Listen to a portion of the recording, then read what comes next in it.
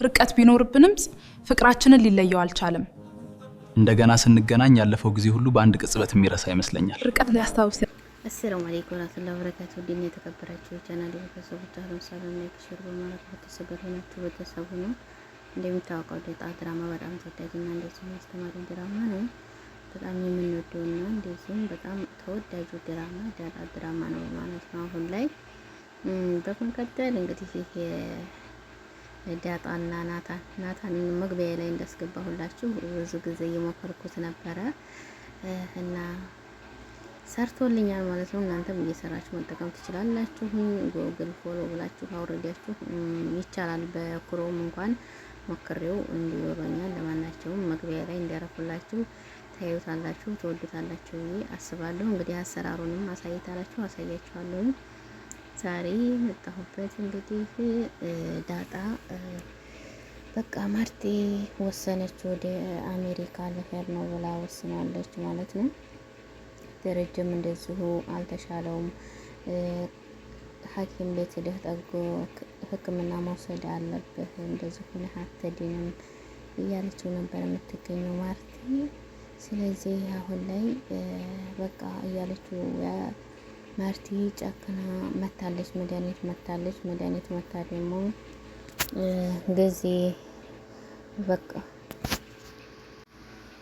ማርቲና እንግዲህ እሄዳለሁ ብላለች። መድኃኒት ጋር አሜሪካ መሄድ አለብኝ፣ መወሰን አለብኝ፣ አሜሪካ መሄድ አለብኝ እያለች ነበር ያለችው ማለት ነው።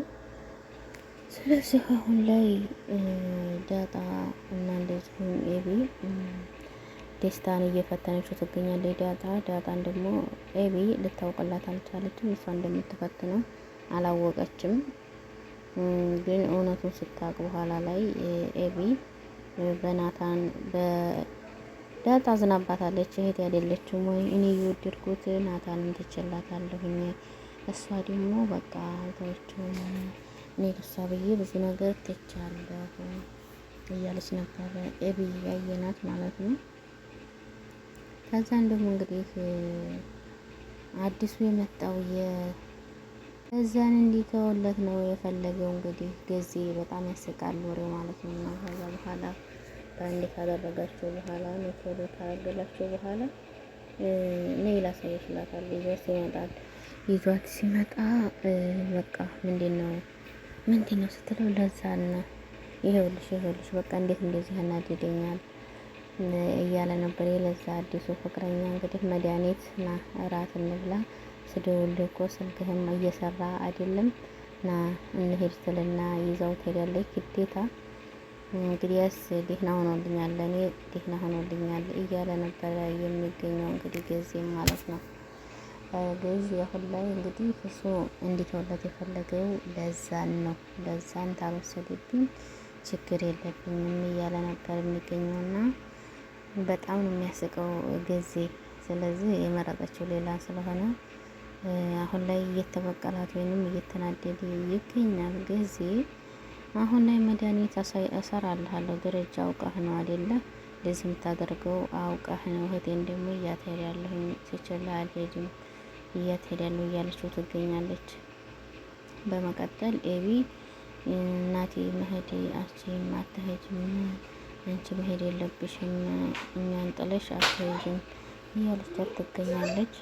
እና አሁን ላይ ኤቢ በጣም እያለቀሰች እና መሄድ የለብሽም እያለች ትገኛለች ማለት ነው። እንደዚሁም ለዛ እያለቀሰች ትገኛለች። በቃ የኤቢ ፍቅረኛ ደስታ ደግሞ እንደዚሁም ለምጥን እየደወለላት እንደዚሁም ፎቶ ልኮልኛል እያለች ዳጣ ደግሞ በሷ ስትነቃባት ለሱ እያስደወለች እኔ እህቴን በቃ አሳልፌ ለሱ አልሰጣትም እሱ ከዚህም እያለ ነው አይሆንሽም እያለች አልነበረ። እንግዲህ መጨረሻ ላይ እውነቱ ስታውቅ እንግዲህ ኤቢ ምን እንደምትል ባይታወቅም አሁን ላይ ግን ዳጣንም እየተረዳቻት አይደለም። እንዴት እህት አይደለችም ወይ እኔ ለሷ ብዬ ናታንን ትችላታለሁ፣ እሷ እንዴት እንደዚህ ታደርገኛለች እያለች ነበር የምትገኘው። ቢሆንም ግን እሷ እየወደደችው ናታን ተካላታለች። በእርግጥ እህቷ መሆኗን ስታውቅ ማለት ነው። ዳጣ ግን ለሷ ብላ ነው።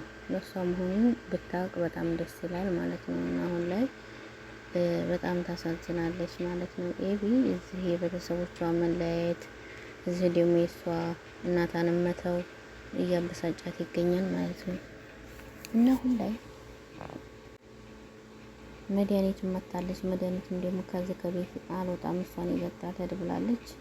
መጨረሻው ምን ይሆናል? ኤቢም ደግሞ አታሄጂም እገልሻለሁ እያለች ነበር። መድኃኒትን እንቃርገ ይዛ ደግሞ መልሰሽ መጣሽ አይደለ አታሄጂም እያለች ነበር የምትገኘው። እና ድርጅም ልጅን አልቻለም። ይቅርታ አድርግለት ስላት ናታን ይቅርታ በይቅርታ እኮስ 26 ዓመት ሙሉ ይቅርታ እንዴት ነው ማርኬ የማደርግለት? ይቅርታ አድርጌ ከሱ ጋር ህይወት ልጀምር በቃ አይደረግም፣ አላደርገውም፣ ይቅርታ አላደርግም ብላለች። ማርቲ ወስናለች ማለት ነው። አንዴ ደግሞ ተተወሰነ በጣም ከባድ ነው።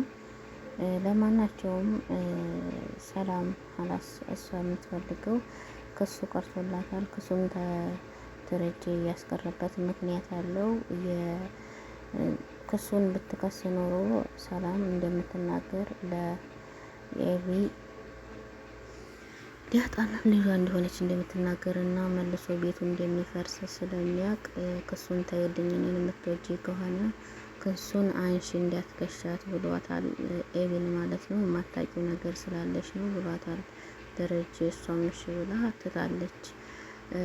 መጨነቁን የሚተወው ይቅርታ ስታረጉለትና ስትታረቁ ነው እዚህኛም ቤት መቀጠል የምንችለው እያለች ነበረ። ኤቢም ለማናቸውም ላይክ ሸር እያደረጋችሁ ሰላም አለይኩም።